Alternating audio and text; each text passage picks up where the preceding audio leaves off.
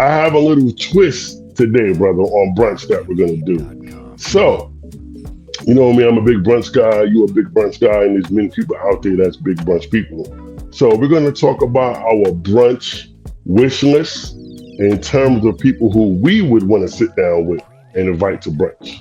All right. So I want you to select four people. Okay. Okay. One has to be an entertainer. One has to be a historical figure. One has to be an athlete, and one has to be someone from the opposite sex, whether they dead or alive. So I'm curious to see who Mr. Ross got. So for the entertainer, I would say for the entertainer I'll say Jay-Z. Okay, that's what we got. Hove. Yeah, as an entertainer. I know you're a big Hove guy. Yeah. I say Jay-Z. Like, I literally want to go with like the online joke of like, would you take 500 grand or would you take the dinner with Jay-Z? I got you, brother. I would take the dinner with Jay-Z, or I would take the brunch with Jay-Z on that one. Athlete. Yes. Oh, yes.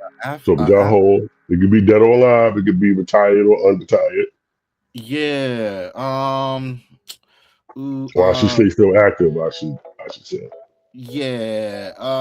If I had to say an entertainer, athlete. Oh, sorry. Athlete. I'll have to say Michael Jordan. Okay, so we got Hove and we got Jordan. Okay. Hove and Jordan, because Jordan looked like he know how to have a good time. Like during brunch, he looked like he know how to have a good time. And then you said a historical figure. Yes. Historical figure. I'm gonna go with Barack Obama. Okay. Got a nice lineup. Yeah, first black president. That counts. A lot of black excellence. Right. Exactly. And then a person from the opposite sex. Yes. One lady in the building. I would say Nina Simone. Ooh. Okay. And why did you pick those four? So we got Hove, got MJ, got Barack, we got Nina Simone. Why did you pick those four? I think you said it. Black excellence. And these are folks that I'm gonna soak up a lot of like knowledge from, and these are folks that I've always admired in many ways. I guess technically I got two entertainers on there, with Nina Simone being the other, but Nina Simone has always been my like favorite jazz artist, of all time. Like, you hear numerous songs of hers still being sampled to this day.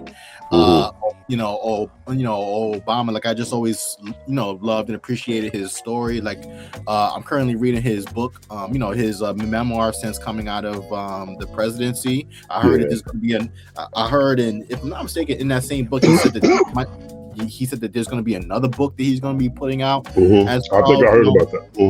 Yeah, exactly.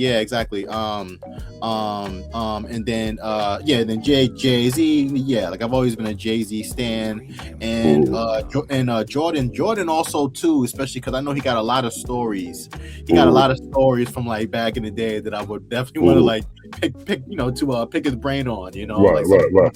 Some of those like behind the scenes Jordan stories, I would definitely like to hear a couple of those. Okay. Yeah. All right. That's a nice list. All right. So let me go through my list. So my historical figure, one of my personal heroes, I read his book, The Narrative, in college, and it literally changed my life. Frederick Douglass would definitely be somebody that I would invite to brunch. I would love to sit down with Freddie D, just talk about some plantation stories, being a biracial slave. And there's one part in his book that like really spoke to me. There's a quote in his book, and I use it with my kids a lot, and with any person that's trying to find themselves or anything of that nature. There was one of the stories that he told in his book about being a slave, being that he was a biracial slave. He used his looks and his charm, because he was a good-looking guy, and he used to charm the daughters and sometimes the wives of the plantation owners.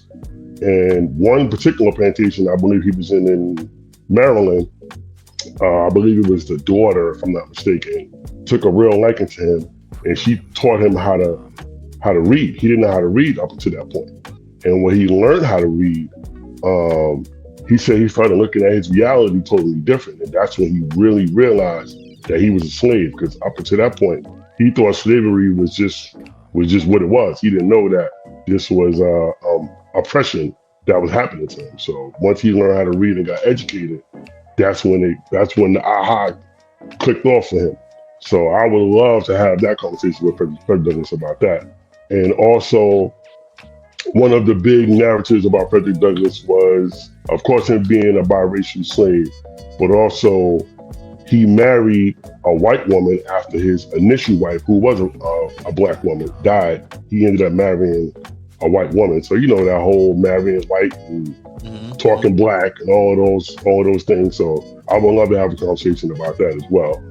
And yeah, I would kick it with Freddie D. Also, my entertainer would be Tupac. Tupac. Okay. So I would love to talk to Tupac about, being raised as a Black Panther, being raised as a child of a Black Panther and that mindset of a Black Panther. Also, does he believe that he's bipolar? Because, around the time when Pac was alive, there was still a lot of early conversation around mental health. And when you hear all the stories people talk about Tupac after his passing, a lot of his behavior fit the narrative of someone that has bipolar disorder. But also, Tupac was a Gemini, right? And you know that whole saying about Geminis, it's a two-sided kind of person. So I would love to just pick Tupac's brain about that type of thing. And also, I was talking to Tupac about that last car ride with Suge Knight. Suge Knight is my guy. I know he's like the villain that everybody hates, but he's like my guy. And I would just love to just pick his brain about that last car ride before, his untimely demise happened and the bullets hit the car and things of that nature. And then last but not least, I would love to talk with Tupac. God forgive me, beg you forgive me. I would really ask Tupac, man, did you really take down Faith Evans, man? Did you really knock that down? Listen, I want to know, right? Because Faith Evans, to this day, denies that it ever happened. So I want to ask Pac, listen, did you knock it down? Now, I'm a little older than you, Ross, so back in the 90s, there was a couple of female entertainers that was known for being promiscuous, and Faith Evans was one of them. Faith Evans was raised up in the church. Faith Evans from Jersey. And I don't know if you ever had an experience. With a woman who was raised up in the church. But my experience with women raised up in the church, they were always very promiscuous type of energy that they would give out because they've been suppressed for so long with, growing up as a pastor's daughter, the Bible, Christianity, all of the things. But most people that I've met that's raised up in that lifestyle are very promiscuous people. And I'm not trying to judge anybody or stereotype anybody. I'm just speaking from my experience that has been a thing. So that's what I would talk with Tupac about. So that's my entertainer. Hold on, wait. Yeah, one thing about Tupac, like I never heard about the whole bipolar or thoughts or even considerations that he may have been or may have had bipolar disorder like that. You saying that is a first for me. Like I never heard. If you watch any interviews on people that talk about Tupac, they will the common denominator will be you never met the same person. Okay. You will meet the artist Tupac who was like super talented. Then you got the thug life Tupac. Then you got the Black Panther Tupac. Then you got the love the ladies Tupac. Then you got the disrespectful Tupac that's out here just talking crazy on some aggressive shit. So, I forget which interview I seen, but somebody did raise that point that they believe he might have been bipolar. But then when I found out he was a Gemini, like I said, that whole two-sided personality thing, I said maybe there is some truth to that. So I would have loved to pick his brain about that. But I don't think Tupac would have subscribed to that label anyway, just the person that we know him to be. I don't think he would have subscribed to that, but I would have loved to have a conversation with him. And my athlete, Wilt the Stilt Chamberlain. Wilt the Stilt. Okay. Now let's talk about Wilt the Stilt for a minute. Wilt the Stilt was like the first freakish like basketball athlete where he was super athletic, super strong, tall, real light on his feet. If you watch any old footage of Wilt Chamberlain, yeah, it looks super old school, but he was like a freak of nature out there compared to some of these other guys that was out there during that time. Or the plumber era, as people like to say about the old school era of basketball. I would also talk to him about scoring 100 points. Right. Did this on a professional level, so I would have loved to pick his brain about that and just ask him how did he feel, like what was it like to score that many points in the game, and blah blah blah. Excuse me.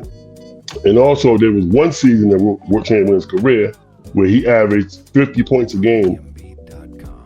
Excuse me, for the entire season. And I believe some crazy statistic that I read, they said he played every minute of every game except for 4 minutes. So he only missed 4 minutes for an entire NBA season.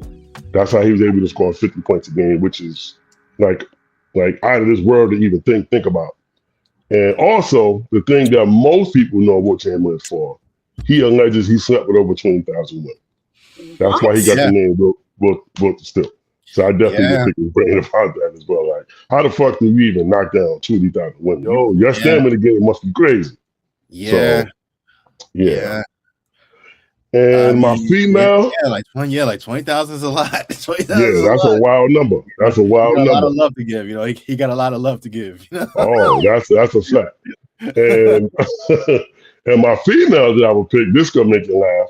I'm picking Faith Evans because I want to see her and Tupac go back and forth about whether this actually happened. And then I would ask her, well, if this happened, how does it feel to know that you slept with two of the best rappers of all time? So I'm here for all the bullshit, man. I'm here for all the bullshit. Listen. What's that thing that Big said? Like he said if Faith had twins, she probably have two Pacs. You remember that? Remember that? I love that bar. That's all Brooklyn's finest. Yeah, I love that bar. I love that. All right. So any last words on your brunch wish list before we pivot to the next topic? I mean, like I think that those are very good lists. You know, like I think having Faith in podcast to have the thing to sort it out, that's funny. That's funny. Yeah. So last thing before we pivot, what do you think the people on your list would order for brunch? Like, what do you think? Oh, that's a good question. Yeah, what do you think they will order for brunch? For some reason, when I think about what Jordan may order, I'm thinking he would go. I mean, granted, it's brunch, so but for some reason, I'm thinking like steak. I'm thinking like steak. I was thinking steak and eggs too. I was thinking the same. Yeah. Like for some reason, like that's what I would associate him to get. Hove. If I'm not mistaken, I think I remember a time when like him and Beyonce were like on where they became like vegetarian. So I would assume that he may go for something like that. He may or may not go for something like that, but that will be paired with some wine. He'll definitely also have some wine with that. He'll have some very expensive wine. They said Mike liked to drink, so Mike probably have a nice bourbon, nice tequila. Yeah. He definitely have a drink with him. Exactly. You know what? That's a good point. Hove, I think he'll go for like a vegetarian thing with some nice with some fancy wine. Obama. If I had to guess, I think he'll go for like some kind of like a He give me wine vibes. I mean, not so much. Maybe I could be getting it wrong, but I think he'll order like a very healthy kind of protein bowl sort of brunch. item, you know, because he likes to keep himself like healthy, like, you know, healthy to still be able to do things and move around or whatever. So I'm thinking like some kind of like protein bowl kind of brunch item he'll get. And if I had to say for Nina, I think she'll get like a salad. If I had to think Oh again, I think she'll get, yeah. Nina I think definitely she'll get give me like, salad vibes. Definitely. she'll get some kind of salad. Like, you know, it may have all the fixings in it, obviously, but if I had to guess, I think she'll go for like a salad. Mm-hmm. So on my list, I think everybody aside from Freddie D definitely gonna be throwing some motherfucking drinks back. We ain't even gonna get into the food. Pop is ordering Hennessy. Right. Wilt still gonna be throwing them back because he a big motherfucker. Yeah. Faith Evans might have a little 8 ball on the side along with a drink. Cause I swear to God, I think Faith on some type of narcotic because she always look like she's under the influence every time I see Faith on a interview. Maybe. And I heard she dabbling in that nose candy a little bit, but that's just allegedly. And Freddie D, allegedly. Yeah, I feel like Freddie D will order a nice feast. He don't give me drinker vibes, and if he did, probably be a nice glass of wine, maybe some Pinot or some rosé. You know, that's what I like to drink when I drink wine. So that's the kind of vibes I get from Freddie D. I'm sorry.